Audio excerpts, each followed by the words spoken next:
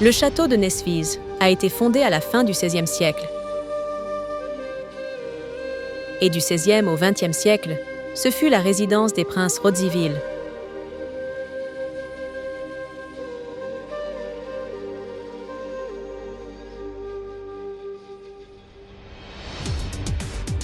Le château est entouré de fortifications castrales et d'un grand parc paysager.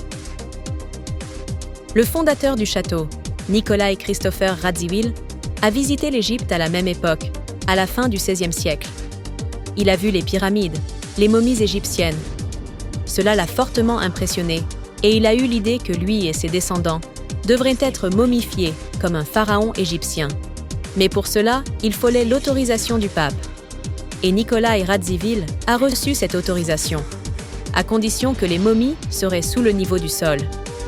À 500 mètres du château, une église a été construite sous laquelle se trouve la crypte de la famille Radziwiłł. C'est la troisième plus grande crypte dynastique d'Europe. Les restes de Nicolae Christopher Radziwiłł sont toujours là aujourd'hui.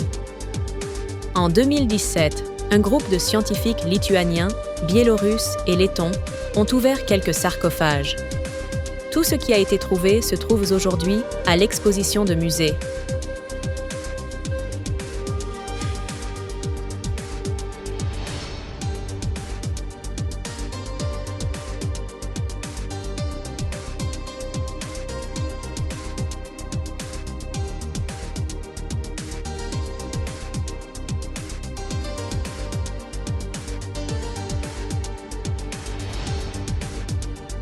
Le château de Nesvizh était la résidence principale des Radziwiłł.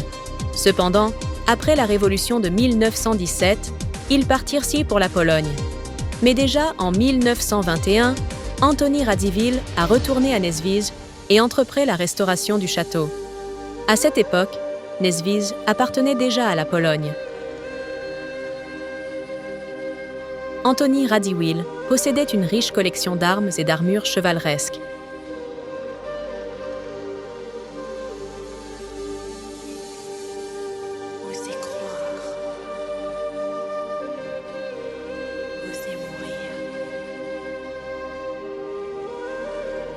Vivre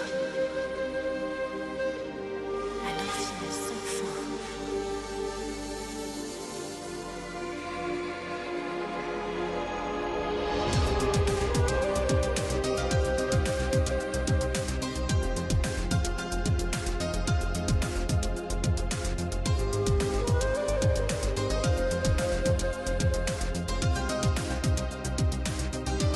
Dans la salle avec cheminée, nous voyons le plafond en chêne d'origine et les panneaux en chêne d'origine qui décorent la pièce. Il y a 48 panneaux, à son propre dessin original.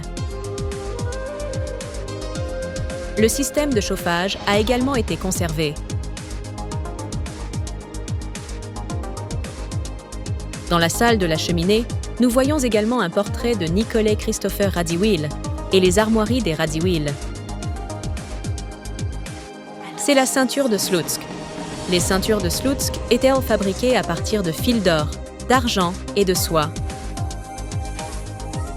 Les Radziwiłł possédaient des usines pour la production de ces ceintures.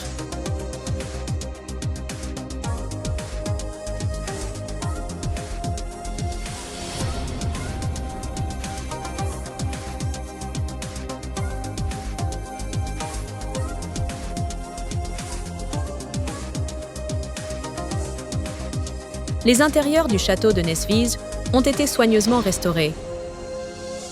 Ils gardent leur histoire et leurs secrets. Et il y a un propre fantôme ici, une dame noire. Mais je pense que l'histoire de la dame noire mérite sa propre vidéo.